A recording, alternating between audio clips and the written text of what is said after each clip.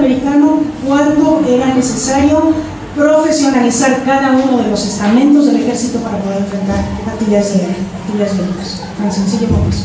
Pero bueno, cuando llega la educación pasa lo que suele suceder, el término calidad también nos viene de la industria. Pero cuando llega la educación sufre transformaciones sumamente importantes porque se monta sobre toda una historia pedagógica y se articula con esa historia pedagógica, que es lo que sucede con el concepto de competencias. Y además esa historia es larga. El concepto de competencias es reciente, pero ya llevamos 2 décadas pensando lo que significa competencias para la educación. Entonces, vamos a ver cómo el concepto de competencias está muy vinculado con el constructivismo, está muy vinculado con otras corrientes pedagógicas que han mostrado su utilidad, que están siendo utilizadas en las escuelas, que son aceptadas por los docentes. Entonces, bueno, el concepto de competencias no nace de la educación, eso hay que aceptarlo, pero sufre importantísimas transformaciones, tanto así que se convierte en algo completamente distinto cuando llega a la educación. Incluso, digamos que de lo militar pasó efectivamente a la industria, de la industria pasó a la formación de competencias laborales en la educación, ¿no? O sea, se metió a todo lo que era el asunto de la educación vocacional, de la educación orientada a la formación para el trabajo. Ahí es donde se empezó a aplicar. Y después llegó a ser un concepto mucho más abarcativo. Y en cada uno de estos pasos pues han sufrido muy importantes transformaciones, de manera que ya no se puede considerar los mismos. El concepto de competencias para lo laboral no es lo mismo que el concepto de competencias para una visión curricular más amplia. ¿De dónde nos viene este concepto de competencias? O sea, ¿por qué nace? ¿Por qué? O sea, ¿de dónde nos viene la educación? ¿Por qué en la educación lo aceptamos? Bueno, aquí lo que nos dicen los filósofos es que el mundo está cambiando tan rápidamente que las exigencias que la sociedad nos pone a nosotros son exigencias que de la manera como nosotros estudiamos ya no las podemos enfrentar. Y entonces eso exige pensar en otras cosas que tiene que aprender el ser humano para poder enfrentar circunstancias que han cambiado y que seguirán cambiando. O sea, incluso para poder enfrentar el cambio.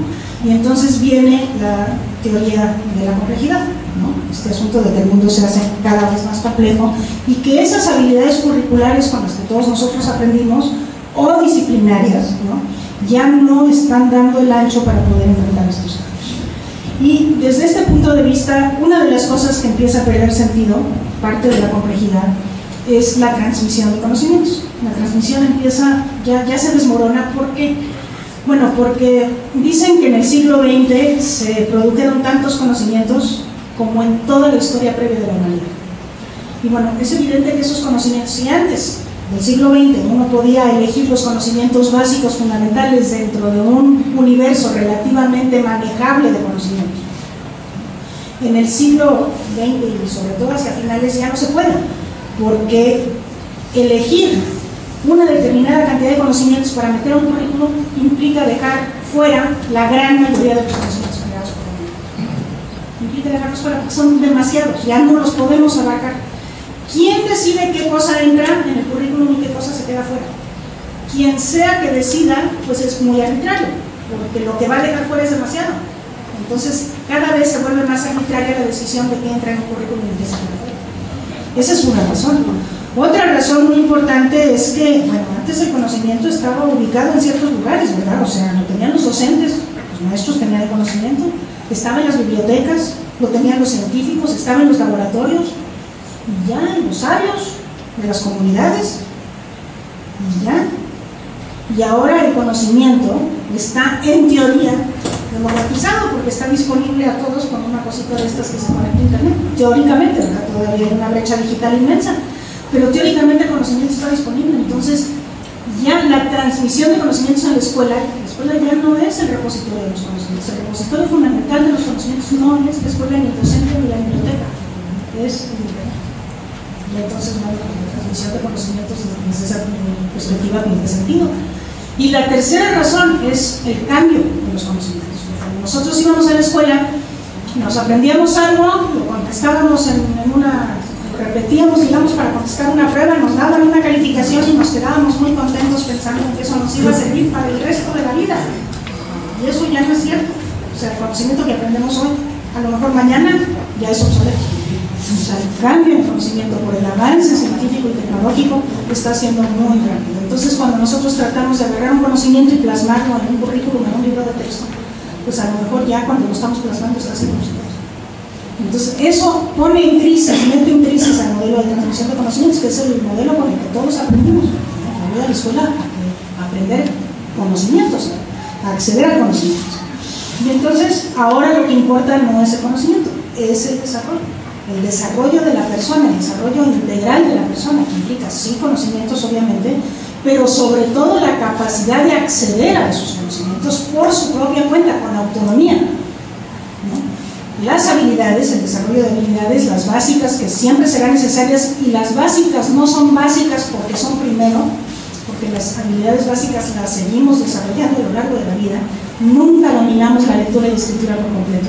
Siempre podemos mejorar nuestra capacidad de leer y comprender un texto, o podemos ir ampliando nuestros espectros de alfabetización a otras alfabetizaciones. Entonces, esas habilidades básicas sí, pero sobre todo, y esto a América Latina en general nos falla mucho, las habilidades superiores de pensamiento. O sea, las habilidades de análisis, de síntesis, la capacidad de formular hipótesis, de tener pensamiento lógico, pensamiento matemático, de deducir, de inferir. Estas habilidades de pensamiento, habilidades superiores que nos permiten enfrentar con creatividad retos como los que nos plantea el mundo actual, eso lo tenemos que empezar a desarrollar con muchísima más importancia. La famosa prueba PISA, y ustedes pueden discutir si está bien o está mal que se aplique a nuestros estudiantes de 15 años, porque ahí es donde se aplica, ahí es donde están las secundarias representadas. Lo que mide son estas habilidades superiores de pensamiento. Eso es lo que mide, y nos vamos mal cuando nos comparamos con los otros países del primer mundo. Cuando nos comparamos con América Latina nos da igual, por eso digo que el problema es de todos los países latinoamericanos. Tenemos la misma matriz de desarrollo curricular que viene de Francia. A los franceses no les va bien, les va mucho mejor que a nosotros, obviamente, pero tampoco les va maravillosamente bien. Pero son habilidades superiores de pensamiento lo que esas pruebas están viendo, y lo que a nosotros nos están diciendo que estamos mal. Entonces, ahora de lo que se trata es de desarrollar esa parte del sujeto, que también es una parte integral.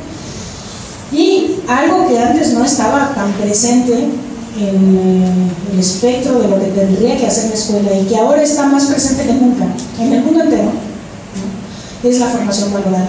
La formación en valores para la convivencia, la formación para la participación, la formación para la democracia, la formación para respetar la diferente, la interculturalidad. Esa formación que se refiere a la convivencia, eso es algo que si no lo da la escuela no lo va a dar nada, porque los medios de comunicación no lo van a dar, porque nuestra vida política no lo va a dar, porque las familias no se encuentran en capacidad de formar ciudadanos. Eso lo tiene que hacer la escuela.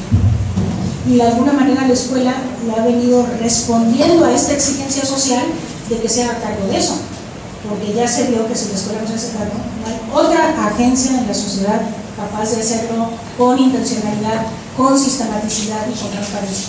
Ninguna otra. Y entonces a la escuela se le enseña. Entonces, desarrollo no tanto de conocimientos como de la posibilidad de acceder a ellos, la habilidad de aprender a aprender, ¿no? El desarrollo de habilidades básicas y superiores, y la formación en valores para la convivencia. Esas tres cosas constituyen esta visión integral del ser humano que se tiene que desarrollar, que tiene que ir creciendo, y que a lo largo de la educación básica se va a desarrollar. Y que las competencias para que este desarrollo sea posible tendrían que ser las mismas a lo largo de la educación básica. Entonces, ahora aparece, desde luego que el desarrollo cognitivo es absolutamente fundamental. Lo que estoy diciendo no quiere decir que los conocimientos no sean importantes. No puede uno desarrollar ni siquiera habilidades si no trabaja con conocimientos. Y valores menos. Los conocimientos los tenemos que trabajar. Lo que deja de ser cierto es que hay una X cantidad de conocimientos determinados que se definan en un centro y nos digan estos son los conocimientos que ustedes tienen que transmitir. Eso ya no es cierto. Ahora, los conocimientos con los que se trabaja para desarrollar habilidades, para desarrollar valores, son los conocimientos que el maestro considera que son capaces de desarrollar, de enganchar a sus alumnos en un proceso placentero de aprendizaje, de despertar la capacidad de asombro, de despertar esta capacidad de querer seguir aprendiendo. Y entonces la actividad profesional del docente se vuelve pues mucho más responsable, mucho más comprometedora socialmente, ¿no? Pero también muchísimo más satisfactoria. Entonces, maestro, por ejemplo, hay cosas que todos